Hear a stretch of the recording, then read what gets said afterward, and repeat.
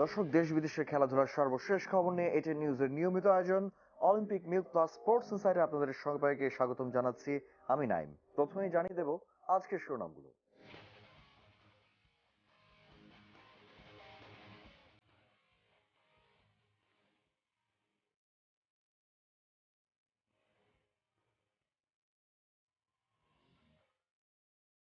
ICRC টি-20 ক্রিকেটে বৃষ্টি আইনে পাকিস্তানের কাছে হারল বাংলাদেশ। 6 ও 7 সেপ্টেম্বর বিপিএল এ দেশীয় ক্রিকেটারদের বকেয়া পরিশোধ করবে বিসিবি।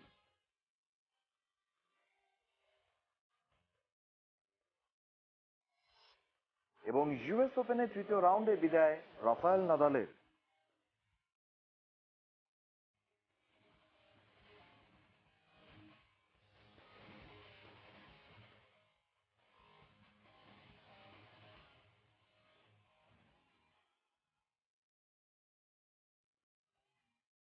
আইসিআরসি আয়োজিত শারীরিক প্রতিবন্ধীদের 5 জাতির আন্তর্জাতিক টি-20 টুর্নামেন্টে নিজেদের দ্বিতীয় ম্যাচে হেরেছে বাংলাদেশ।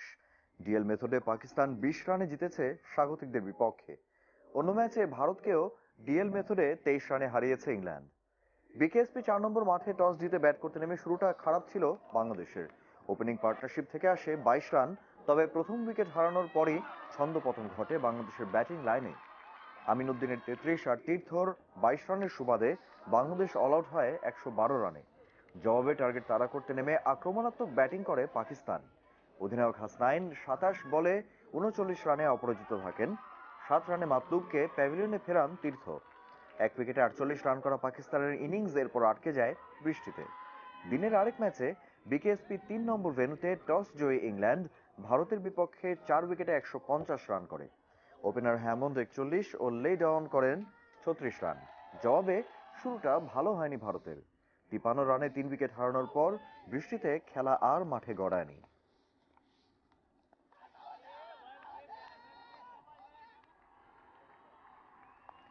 রোববার এবং সোমবার বিপিএল এ দেশীয় ক্রিকেটারদের বকেয়া প্রায় 2 কোটি টাকা পরিশোধ করবে বিসিবি। আর বোর্ডের এমন সিদ্ধান্তকে সাধুবাদ জানিয়েছেন দেশীয় ক্রিকেটাররা। প্রথম 2 আসরে বাংলাদেশ প্রিমিয়ার লিগ বিপিএল নিয়ে তৈরি হয়েছিল নানা জটিলতা। ক্রিকেটারদের পারিশ্রমিক নিয়ে ঝামেলার পাশাপাশি ফিক্সিং নিয়ে বিতর্ক। সব মিলিয়ে কলুষিত হয়েছিল বাংলাদেশের ক্রিকেট। সব তর্ক বিতর্ক সরিয়ে 1 বছর পর আবারও মাঠে গড়াচ্ছে বিপিএল। আগামী 25 নভেম্বর তৃতীয় আসর শুরু হবে। তবে এখনো দেশীয় ও বিদেশি ক্রিকেটারদের পারিশ্রমিক বকেয়া রয়েছে। যদিও রোববার ও সোমবারের মধ্যে দেশীয় ক্রিকেটারদের বকেয়া পরিশোধ করার কথা রয়েছে বিসিবির। প্রথম 2 আসরের বকেয়া পাওনা হাতে নিয়েই বিপিএল এর তৃতীয় আসর খেলতে নামবেন সাকিব, তামিম, মাশরাফি, মুশফিকরা। তবে প্রথম আসরের মতো তৃতীয় আসরে ক্রিকেটারদের পারিশ্রমিক নিয়ে কোনো সমস্যা হবে না বলে মনে করেন দেশের ক্রিকেটাররা।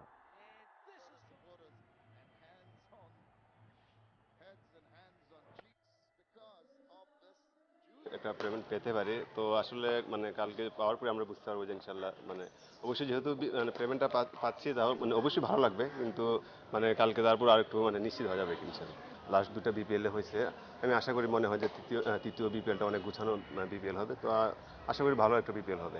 অবশ্যই এটা একটা পজিটিভ দিক, কারণ হলো আরেকটা বিপিএল এর আগে এরকম একটা পেমেন্ট পে করা মানে প্লেয়ারদের আসলে মানে বিশ্বাসটা ফিরে আসা বোর্ডের প্রতি। আর এটা আসলে সত্যি একটা এরকম কিন্তু খুব কমই হয়েছে যে আমরা ফার্স্ট বিপিএল এ একদমই কোনো টাকা পাইনি, বাট এভাবে যেভাবে যেভাবে এই বোর্ড যেভাবে আমাদের টাকাটা মানে দেওয়ার চেষ্টা করছে, আমার কাছে মনে হয় এটা ভবিষ্যতে আসলে মানে বিপিএল খেলার জন্য প্লেয়ারদের আরো উদ্বুদ্ধ করবে।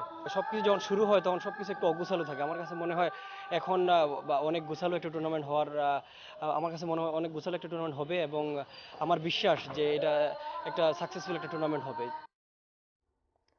ফুটবল। এশিয়ান অঞ্চলে বিশ্বকাপ বাছাই পর্বে অস্ট্রেলিয়ার বিপক্ষে ম্যাচ শেষে দেশে ফিরেছে বাংলাদেশ ফুটবল দল। শুক্রবার রাতে তারা ঢাকায় পৌঁছায়। গ্রুপ বিতে এ পর্যন্ত খেলা 3টি ম্যাচে কিরগিজস্তানের পর অস্ট্রেলিয়ার কাছে হারল বাংলাদেশ। তবে তাজিকিস্তানের সঙ্গে ড্র করেছিল লাল সবুজরা।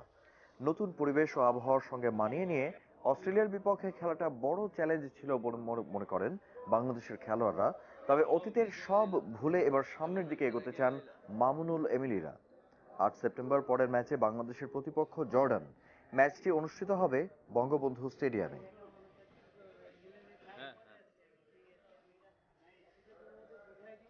যেদিন মাঠ দিয়েছে একদিন আগে ট্রেনিং, ওই দিনই বল দিয়েছে।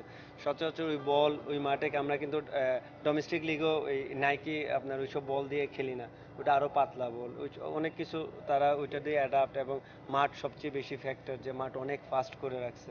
Tactical work we have to do, but for the long term, and because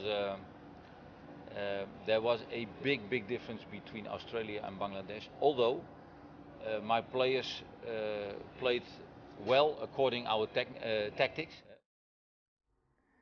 এদিকে বাংলাদেশ দলের কোচ লুডভিগ ডি ক্রুইফ দাবি করেন, অস্ট্রেলিয়ার বিপক্ষে বাংলাদেশের ফুটবলাররা খেলেছে, আর প্রতিবেশী অনেক দেশের চাইতে বাছাই পর্বে বাংলাদেশ দলের মাঠের পারফরম্যান্স অনেক ভালো। Australia is in a situation that they are light years away বাস্তবতাটা from আমাদের our বুঝতে হবে। teams, and they অস্ট্রেলিয়ার are বিপক্ষে এই fantastic. ফলটা বাংলাদেশের জন্য অনেক ভালো, They have, কারণ ওরা এশিয়ার সেরা দল। they have, আর players কয়েকদিনের in মধ্যে ওই Europe, they কন্ডিশনে have মানিয়ে players নিয়ে in খেলাটাও European কঠিন কাজ League. ছিল ছেলেদের জন্য। তবে এটা ঠিক যে প্রথমার্ধে আমরা ভালো This is ফুটবল now- খেলিনি, this is আর not বড় our দলের league. সঙ্গে This খেলার is a চাপ very, সম্পর্কে very এখন big ধারণা difference. হয়েছে বাংলাদেশে।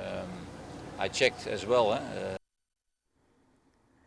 বিশ্বকাপের বাছাই পর্বে জর্ডানের বিপক্ষে ম্যাচ সামনে রেখে হালকা অনুশীলন করল বাংলাদেশ ফুটবল দল।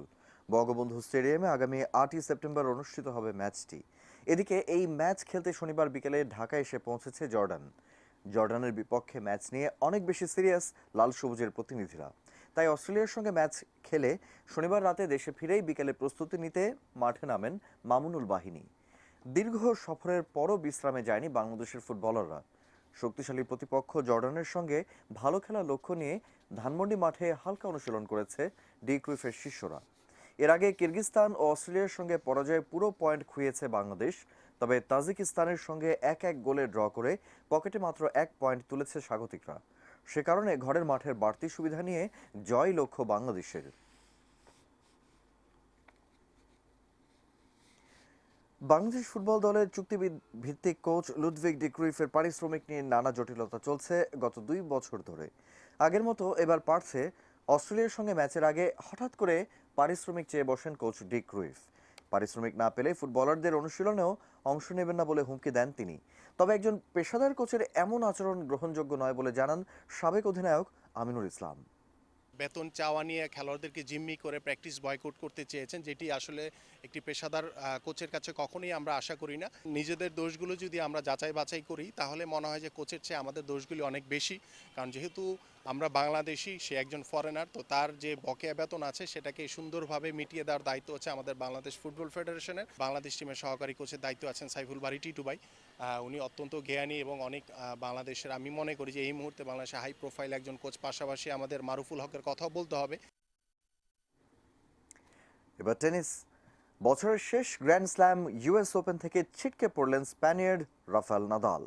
শনিবার তৃতীয় রাউন্ডের প্রতিদ্বন্দ্বিতাপূর্ণ ম্যাচে তিনি 3-2 সেটে হারেন ইতালিয়ান তারকা ফাবিও ফগনিনির কাছে।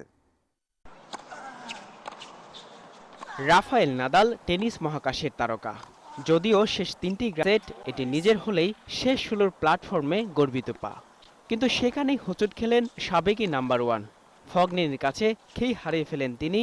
সেই সুযোগেই ফায়দা তুলে নেন ফগনিনি। 4-6 গেমে সেট জিতে ম্যাচে ফেরেন 28 বছর বয়সী ইতালীয় তারকা। ধৈর্যের পরিচয় দিয়ে নাদালের বিপক্ষে পরে 2টি সেট জেতেন 6-3 ও 6-4 গেমে, আর তাতেই শেষ 16তে পৌঁছে যান এই 32তম বাছাই খেলোয়াড়। টানটান উত্তেজনার 3 ঘন্টা 46 মিনিটের ম্যাচের শেষটা হয়ে যায় রাফায়েল নাদালের। Rohit Majumdar, sports desk, ATN news. দর্শক, অলিম্পিক মিল্ক প্লাস স্পোর্টস ইনসাইডের পর্যায়ে নিচ্ছি ছোট্ট একটি বিরতি, ফিরছি কিছুক্ষণ পরেই।